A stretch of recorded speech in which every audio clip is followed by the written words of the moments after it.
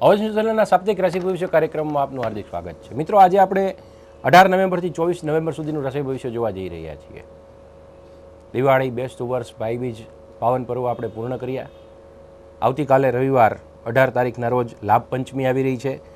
મિત્રો, લાભ પંચમીને આપણે જ્ઞાન પંચમી પણ કહીએ છીએ, સૌભાગ્ય પાંચમ પણ કહેવામાં આવે છે અને પાંડવ પંચમી પણ કહેવામાં આવે છે।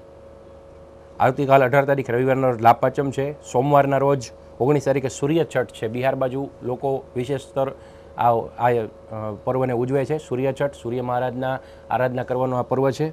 મંગળવારના રોજ જલારામ બાપાની જયંતિ આવી રહી છે, ભગવાન જલારામની જયંતિ છે। બુધવારના રોજ ગોપાષ્ટમી એટલે કે કુષ્માંડાનોમ અને દુર્ગાષ્ટમી આવી રહ્યા છે। ગુરુવાર 22 તારીખના રોજ રંગઅવધૂત જયંતિ છે અને આવતી શનિવારે એટલે કે 24 તારીખના રોજ દેવ પ્રબોધિની એકાદશી એટલે કે દેવ ઉઠી 11 આવી રહી છે। મિત્રો, આપ જાણો છો દેવપોઢી એકાદશીથી દેવ ઉઠી 11 સુધી કોઈ માંગલિક કાર્ય કરવામાં આવતા નથી।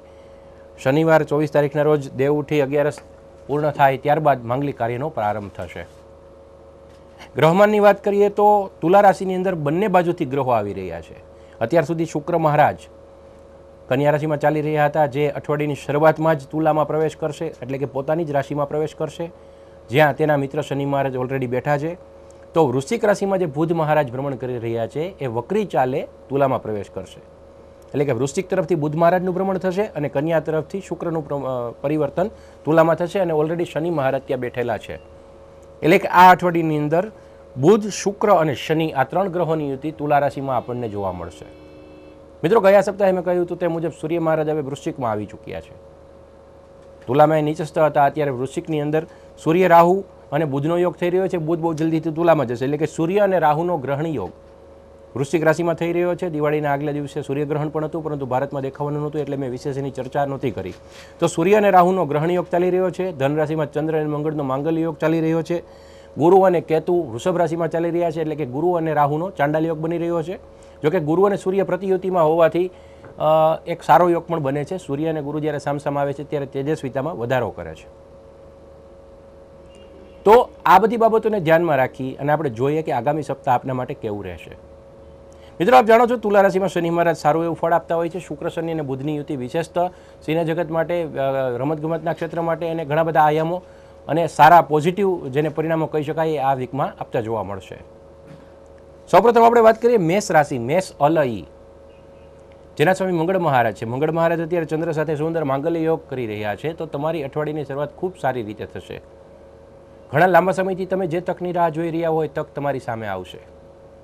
સંબંધોની અંદર તમે સારું પરફોર્મન્સ આપી શકશો, સંબંધોની અંદર તમે સારી રીતે આગળ વધી શકશો। વેપારી વર્ગ માટે પણ આ અનુકૂળતાનો સમય છે, નોકરિયાત વર્ગ માટે પણ મધ્યમ ગણી શકાય। સ્ત્રી વર્ગ માટે નવી આશા પ્રેરતો સમય છે અને વિદ્યાર્થી વર્ગને પણ લાભદાયક સમય કહી શકાય।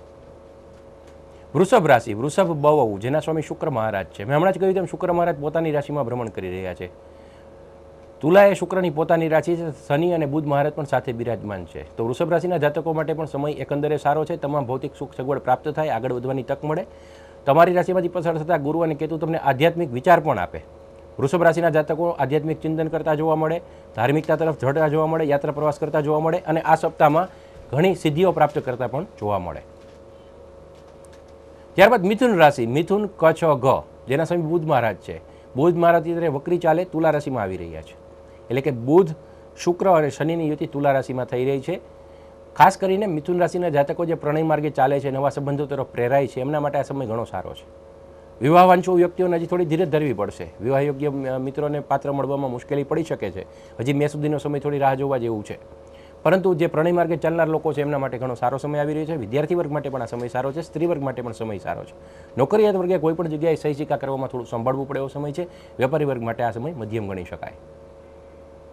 ત્યારબાદ કર્ક રાશિ, કર્ક ડહ, જેના સામે ચંદ્ર મહારાજ છે। ચંદ્ર મહારાજ અત્યારે મંગલ સાથે માંગલ્ય યોગ રચી રહ્યા છે, તો કર્ક રાશિના જાતકો માટે એકંદરે સપ્તાહ સારું છે। હા, થોડી શારીરિક બાબતોમાં તમારે ખ્યાલ રાખવો પડશે। જૂના હઠીલા રોગ કોઈ ફરીથી માથું ન ઉચકે એના માટે થોડી પરેજી પાડવી પડશે। ખાણીપીણીમાં ધ્યાન આપવું પડશે। અન્ય બાબતમાં તમારા માટે સપ્તાહ સારું છે। સ્ત્રી વર્ગને ખાસ કરીને નોકરી વ્યવસાયની અંદર સ્ત્રી વર્ગને વધારે સફળતા આપે એવું આ સપ્તાહ છે। ત્યારબાદ સિંહ રાશિ, સિંહ મઠ, જેના સ્વામી સૂર્ય મહારાજ છે। સૂર્ય મહારાજ અત્યારે ગ્રહણ યોગમાં ચાલી રહ્યા છે, તો સૂર્ય થોડા દબાય છે। વૃશ્ચિક રાશિની અંદર સૂર્ય અને રાહુનું જે ભ્રમણ છે એ બહુ યોગ્ય નથી। સૂર્ય મહારાજ થોડા દબાય છે, તો સિંહ રાશિના જાતકોને પોતાના રાશિ સ્વામીની કારણે થોડી પ્રશ્નો થતા જોવા મળે. ખાસ કરીને નોકરિયાત વર્ગે થોડું સંભાળીને ચાલવું પડે. જે મિત્રો નોકરી વ્યવસાય શોધે છે એને થોડી ધીરજ ધરવી પડે. તાત્કાલિક એવી સારી તક ન પણ આવે. થોડો સમય સંઘર્ષ કરવાની ભાવના રાખવી પડે. વેપારી વર્ગ માટે પણ મધ્યમ છે. આ સમય સારી રીતે પસાર કરવા માટે સૂર્યનારાયણની તમારે પૂજા કરવી જોઈએ. ત્યારબાદ કન્યા રાશિ, કન્યા પઠણ, જેના સ્વામી બુધ મહારાજ છે. બુધ મહારાજ અત્યારે શુક્ર અને શનિ સાથે યુતિમાં ચાલી રહ્યા છે. કન્યા રાશિના જાતકોને આર્થિક રીતે સારું રહેશે, નાણાકીય બાબતમાં સારું રહેશે. તમારા નાણાં કોઈ જગ્યાએ ફસાયેલા હશે તો એ છૂટા થઈ શકશે. તમારા નાણાંનું તમે યોગ્ય જગ્યાએ રોકાણ કરી શકશો. ટૂંકમાં આર્થિક તમે બધું આયોજન કરી અને લાભ પ્રાપ્ત કરી શકશો અને સામાજિક રીતે પણ તમારી ઉન્નતિ આપતો આ સમય છે. ત્યારબાદ તુલા રાશિ, તુલા રત, જેના સ્વામી શુક્ર મહારાજ છે. મેં હમણાં જ કહ્યું તેમ શુક્ર મહારાજ પોતાની રાશિમાં આવી રહ્યા છે. શનિ મહારાજ પણ ત્યાં છે, બુધ મહારાજ પણ ત્યાં છે. તો તુલા રાશિ મજબૂત થઈ રહી છે. તમારો અવાજ મજબૂતાઈથી બહાર આવશે. સામાજિક રીતે, રાજકીય રીતે પણ તમે આગળ આવી શકશો. તમારા વેપાર ધંધામાં પણ તમને બરકત થશે. પારિવારિક રીતે પણ તમે આનંદ પ્રમોદ માણી શકશો અને જે વિવાહાંચુ વ્યક્તિઓ છે એના માટે સારી વાત આવી શકે છે. એકંદરે તુલા રાશિ માટે આ સપ્તાહ ઘણું સારું છે. ત્યારબાદ વૃશ્ચિક રાશિ, વૃશ્ચિક નય, જેના સ્વામી મંગળ મહારાજ છે. મંગળ મહારાજ અત્યારે સુંદર માંગલ્ય યોગમાં આવી રહ્યા છે, જે વૃશ્ચિક રાશિને અવશ્ય લાભ આપે છે. પરંતુ તમે પનોતીમાંથી પસાર થઈ રહ્યા છો. ઉપરાંતમાં તમારી રાશિમાંથી સૂર્ય અને રાહુનો ગ્રહણ યોગ થઈ રહ્યો છે. એના કારણે તમને માનસિક બેચેની રહે, મન બળિયા કરે, તમારા મનનું ધાર્યું ન થાય એવા પ્રશ્નો બને. કોઈ પણ બાબતને અહમના પ્રશ્ન ન બનાવવા મારી સલાહ છે. આ સમય તમારે હજી ધીરજથી પસાર કરવો પડશે. તમારા ધંધામાં તમારી પ્રગતિ થશે, પરંતુ અન્ય બાબતમાં તમારે થોડી ધીરજ ધરવી પડશે. ત્યારબાદ ધન રાશિ, ધન ધભ ફઢ, જેના સ્વામી ગુરુ મહારાજ છે. ગુરુ મહારાજ અત્યારે કેતુ સાથે વૃષભ રાશિમાંથી ચાલી રહ્યા છે. ધન રાશિમાંથી ચંદ્ર મંગળનો માંગલ્ય યોગ થઈ ગયો છે. અઠવાડિયાની શરૂઆત તમારા માટે ઘણી સારી થઈ રહી છે. આ શરૂઆતનો લાભ લઈને તમે આગળ વધશો તો અવશ્ય તમારી પ્રગતિ થશે. આ સપ્તાહ તમને પ્રગતિ અને યશ અપાવનાર બની રહેશે. ખાસ કરીને સામાજિક અને રાજકીય રીતે તમારા માટે ઘણું સારું રહેશે. ત્યારબાદ મકર રાશિ, મકર ખજ, જેના સ્વામી શનિ મહારાજ છે. શનિ મહારાજ અત્યારે તુલા રાશિમાંથી ચાલી રહ્યા છે. તમે વેપાર વ્યવસાયની અંદર સફળતા પ્રાપ્ત કરી શકશો.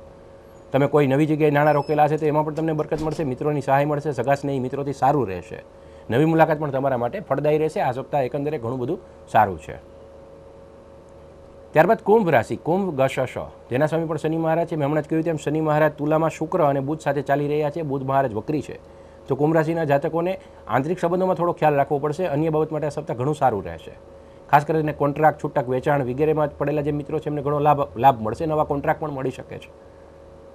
મિત્રોની મદદથી તમે જૂનું દેવું પૂરું કરી શકશો. અટકેલા કાર્ય પણ તમે પૂરા કરી શકશો. એકંદરે કુંભ રાશિ માટે સપ્તાહ ઘણું સારું રહેશે.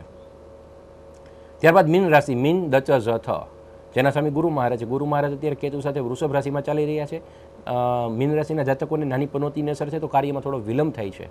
ગુરુ મહારાજ કેતુ સાથે ચાલતા હોવાથી થોડા તમારા કાર્યમાં સંઘર્ષ પણ કરવો પડે, વિઘ્નો પણ આવી શકે છે. પરંતુ ઈષ્ટદેવના સ્મરણથી તમે એમાંથી બહાર આવી શકશો. શનિદેવ અને ગુરુ મહારાજના પ્રયોગ કરવાથી તમને લાભ પ્રાપ્ત થશે. તો મિત્રો, આ હતું 12 રાશિઓનું રાશિ ભવિષ્ય. ફરી આવતા સપ્તાહે મળીશું. ત્યાં સુધી મને રજા આપશો.